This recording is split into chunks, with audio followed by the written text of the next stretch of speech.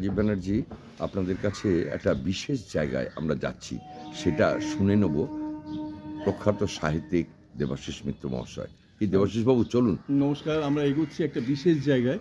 আজকে আমরা যে জায়গায় পৌঁছে যাব সেটা একটা বিশেষ মানুষ, তার নাম হচ্ছে পাঁচু গোপাল বিশ্বাস মহাশয়। এবং আমরা এই জায়গায় যে পৌঁছে যাব, এই জায়গায় কিন্তু কোনো ইউটিউবার আগে পৌঁছতে পারেননি। এবং এই জায়গাটি অবস্থিত হচ্ছে আমাদের সিথি অঞ্চলে, দু নম্বর ওয়ার্ড, সিথি অঞ্চল এবং 2 নম্বর সাউথ সিটি। নমস্কার, আমরা চলে এসেছি 2 নম্বর ওয়ার্ডের অঞ্চলে, দমদম অঞ্চলে।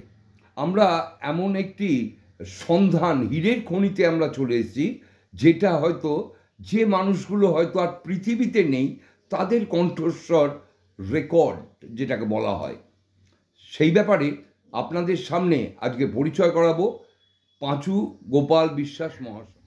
দেখুন, এগুলো হচ্ছে রেকর্ডের সম্ভার। দেখুন, চিন্তা করতে পারা যাবে না, মনে হবে যেন ন্যাশনাল লাইব্রেরিতে রয়েছি আমরা। মেড ইন ইংল্যান্ডের হেজমাস্টার ভয়েসের অরিজিনাল এটা দেখুন, মানে শেষ করা যাবে না, কত রয়েছে, কল্পনা করা যাবে না। নমস্কার। আজকে আমরা এক বিশেষ ব্যক্তিত্বের কাছে উপস্থিত হয়েছি এবং তিনি আমাদের কাছে এমন এক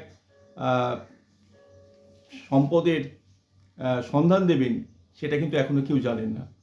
তিনি হচ্ছেন আমাদের কাছে অত্যন্ত এক প্রিয় ব্যক্তিত্ব, পাঁচু গোপাল বিশ্বাস মহাশয়।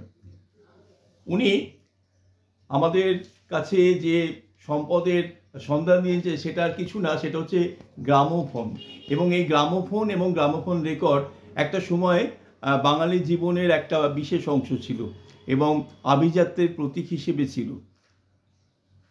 প্রথমেই আপনার কাছে আমি প্রশ্ন করি যে কিভাবে এই ভালোবাসা, রেকর্ডের প্রতি ভালোবাসা আপনার তৈরি হয়েছিল, বা গ্রামোফোনের প্রতি আপনার ভালোবাসা তৈরি হয়েছিল, সেটা একটু বলুন আমাকে।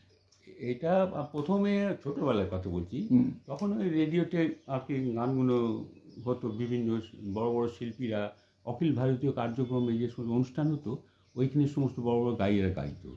আর তখন তারপর এলো আরও সমস্ত আমাদের মানে বাংলা যারা শিল্পী ছিলেন, তাদেরও সমস্ত গানের অনুষ্ঠান হতো।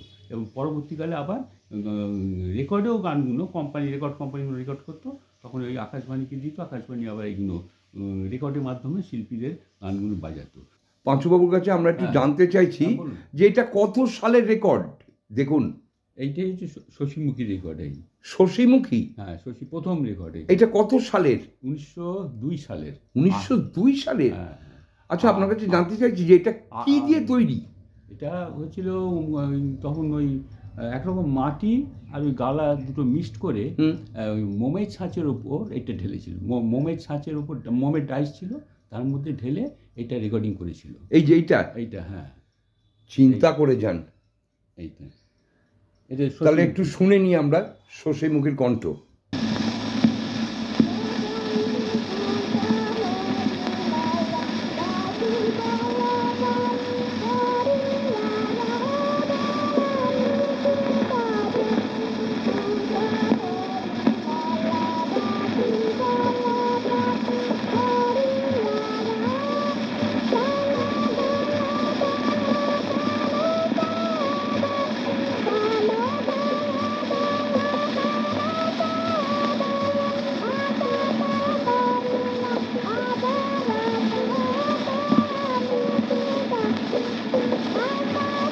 এটা শশীমুখীর গলা। আচ্ছা, এরপরে আমরা আপনার কাছে কি রেকর্ড জানতে চাইছি? আচ্ছা, এইগুলোই হচ্ছে মোমের যেটা বললাম, শশীমুখী, তারপর এলো ফণিবালা। এটা ফণিবালা? ফণিবালা, হ্যাঁ, 1902। হ্যাঁ, সব যে ওই একই পর হয়েছিল। একটু আমাদেরকে, মানে সমস্ত পৃথিবীর লোককে একটু শুনিয়ে দিন। শোনাবো কি আছে, এই তারপরে ওই শশীমুখী, তারপরে এলো ফণিবালা। আচ্ছা, তারপরে আবার ডুয়েট, শশীমুখী এবং ফণিবালা। আচ্ছা, ও এটা হচ্ছে শশীমুখী এবং ফণিবালা ডুয়েট। বাহ।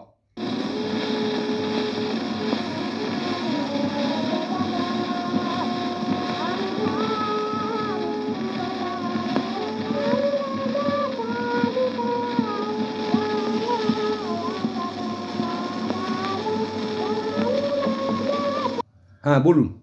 এই শশীমুখী ফণিওয়ালার পর আরও এরকম শিলাবাই আরও অনেকে, এর প্রায় 10-12টা এই মোমের ছাঁচে টেকোটা আমি সংগ্রহ করেছি। আচ্ছা, অনেক খুঁজে খুঁজে এই সমস্ত বিভিন্ন জায়গায় ঘুরে তারপরে এইগুলো সব সংগ্রহ করা হয়েছে। বাবা, মানে এগুলো অ্যান্টিক, একদম একেবারে পুরো একদম ফুললি অ্যান্টিক, মানে ভারতবর্ষের প্রথম শিল্পী। হ্যাঁ। আচ্ছা, এগুলো মানে মানে ভারতবর্ষে আর কারোর কাছে আছে কি বলে তোমার মনে হয় না? আমার তো মনে হয়, আমি তো দেখিনি, কোনো তথ্যের মধ্যে পাইনি, কোনো বইতেও আমি পাইনি। আপনার কাছেই সংগ্রহটা রয়েছে, রয়েছে, মানে দুষ্প্রাপ্য সংগ্রহ রয়েছে আমাদের পাঁচুগোপাল বিশ্বাস মহাশয়ের কাছে। অনেকেই জানে, মনে হচ্ছে যে গৌরজান বোধহয় প্রথম, গৌরজান নয়। তারপরে ওই যে বললাম কদিন 2-3 দিন পর 11 তারিখে গৌরজান এলো রেকর্ডিং করতে। আচ্ছা, এবার আমরা শুনতে যাচ্ছি গওহরজান। দেখুন তার রেকর্ডটা কি যত্ন করে রাখা। একটু আমি অনুরোধ করছি, একটু আপনি একটুখানি বলুন যে এর সম্পর্কে একটুখানি বলুন। বলার মতো ওই তারপরে ওই যে বললাম যে পরবর্তীকালে উনি এলেন ওই কদিন পরে গওহরজান। তা আমি এখন ওনার বাংলা একটা কণ্ঠে রেকর্ডিং হয়েছিল, সেইটি আমি বাজাচ্ছি। আচ্ছা, দেখুন এইটি হচ্ছে কলের গান। দেখুন, এটি কলের প্রায় 100 বছর ক্রস করে গেছে। প্রায় না, 100 বছর উপর হবে। 100 বছরের ওপরে। দেখুন ছবিটা আগে দেখুন। হ্যাঁ উঠেছে কিনা। হ্যাঁ হ্যাঁ, এই দেখুন, এটিকে দম দেওয়া হচ্ছে।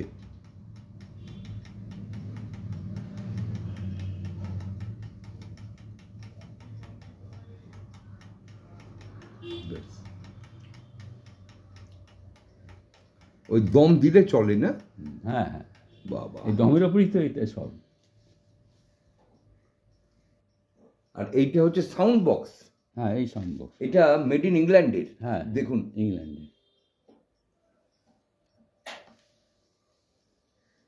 দেখুন,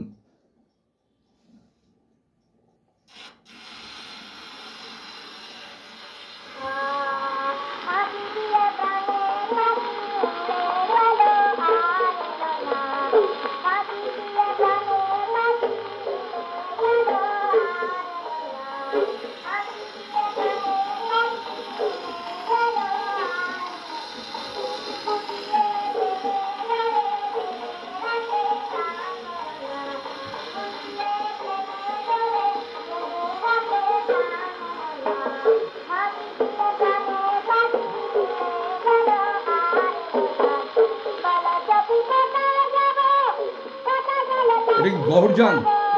গওহরজান বাংলা, বাংলা।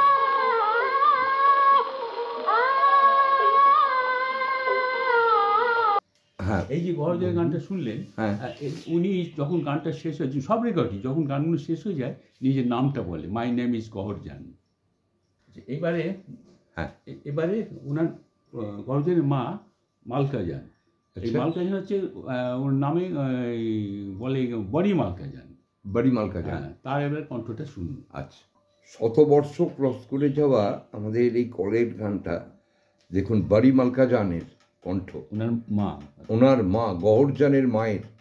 আজকে সমগ্র পৃথিবীর মানুষ, সমগ্র মানুষ আজকে শুনুন যে দুষ্প্রাপ্য, যেগুলো হয়তো কোনোদিন শুনতে পারবেন না, কারণ অত্যন্ত যত্ন সহকারে আমাদের পাঁচুগোপাল বিশ্বাস মহাশয়, এই ব্যক্তি, তিনি কিন্তু যত্ন করে রেখেছেন, এবং এটা টোটালি মেড ইন ইংল্যান্ডের।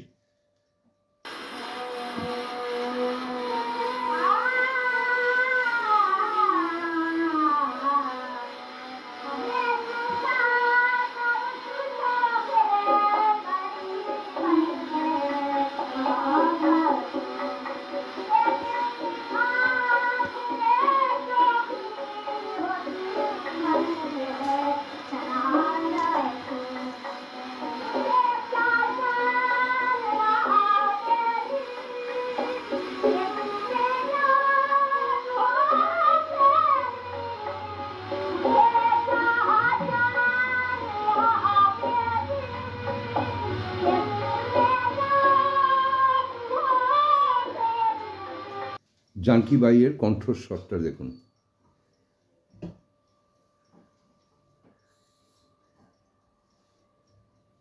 এটা ভারতবর্ষের স্বাধীনতা 43 বছর আগে।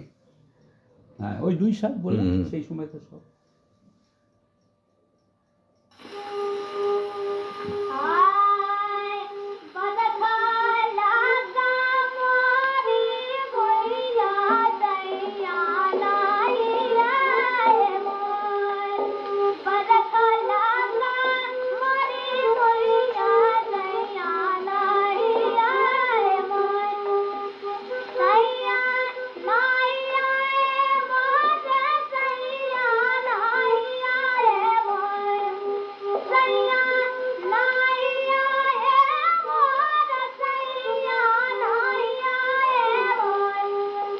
এবারে আমি বাজাচ্ছি মুস্তারি বাই। হ্যাঁ হ্যাঁ হ্যাঁ, মুস্তারি বাই। মুস্তারি বাই। হ্যাঁ, আচ্ছা, আপনার কাছে আমরা জানতে চাই যে এটা কি লখনৌ বাইটি ছিল? হ্যাঁ, এই লখনৌ ঘরানার আর কি গান, সবই ইন্ডিয়ান কালচারের উপর এগুলো। বুঝতে পেরেছি। আচ্ছা আচ্ছা, মুস্তারি বাই। এবার মুস্তারি বাই এর কণ্ঠ শুনুন। বাহ, অপূর্ব। মানে আমাদের আরএম চ্যানেলের পক্ষ থেকে আমরা জানিয়ে দিচ্ছি, এত দুষ্প্রাপ্য মনে হয় কেউ কোনদিন শোনায়নি। এবং প্রায় 100 বর্ষ ক্রস করে গেছে এই কলের গান, সেটা কিন্তু আজও জীবিত।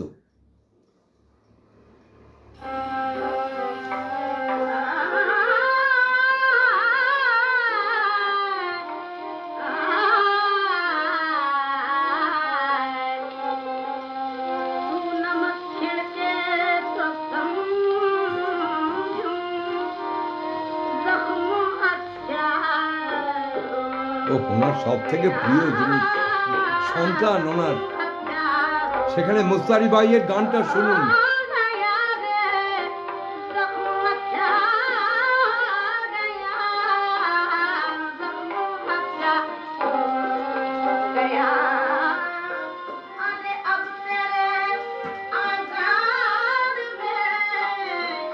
এবারে মইজুদ্দিন খানের। মইজুদ্দিন খান, মইজুদ্দিন খান 1902। হ্যাঁ, ওই সবে ওই সেই সময়কে শুনুন।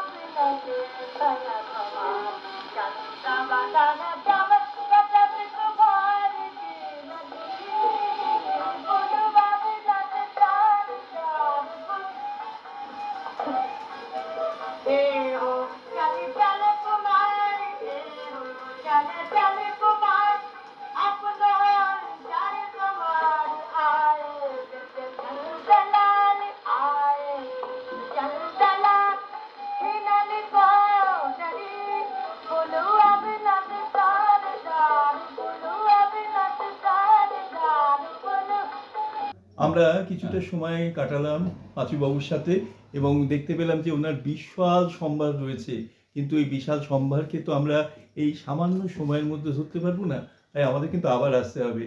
আর পাঁচুদার কাছে এই বায়নাটা আমাদের রইল সকলে, যে আমরা আবার ফিরে আসব এবং আরো পর্ব করব হয়তো এই কাজ নিয়ে। হ্যাঁ, সেই জন্য আজকের মতো আপনাকে আমাদের মানে সঙ্গীত জগতের উনি একদম মানে সবাই চেনেন পাঁচুবাবু নামে সমাদৃত হ্যাঁ সকলের কাছে। হ্যাঁ, জগৎ এবং শুধু রেকর্ড সংগ্রহ হিসাবে অনেকেই আমাকে অবশ্যই যায়, প্রত্যেকেই মোটামুটি যায়, চেনে আর কি। তাহলে দাদার কাছে আমরা আবার ফিরবো। আজকের মতো আমরা বিদায় নিচ্ছি। নমস্কার। আচ্ছা, নমস্কার।